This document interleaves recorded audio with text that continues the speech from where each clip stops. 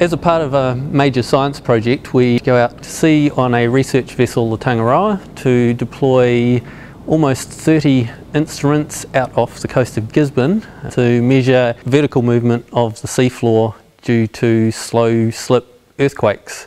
Based on the sequence of slow slip events that have happened in the past, we're expecting that there's likely to be another event happen within the next 1 to 2 years. We have several continuous GPS stations on land, but we need more information further out at sea, closer to where the actual slip is happening.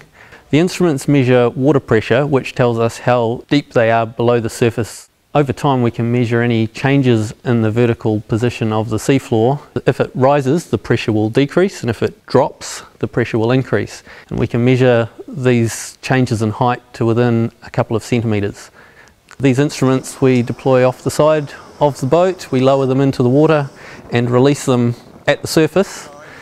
They are weighted so that they'll sink slowly to the bottom, and it will sit there for between 1 to 2 years to carry out the measurements. While it is sitting on the seafloor, there is a pressure sensor mounted in this bracket here, which is connected by a cable to a pressure case which is mounted in here. Inside here is mostly full with batteries, as well as some small electronic boards to record the data from the sensor.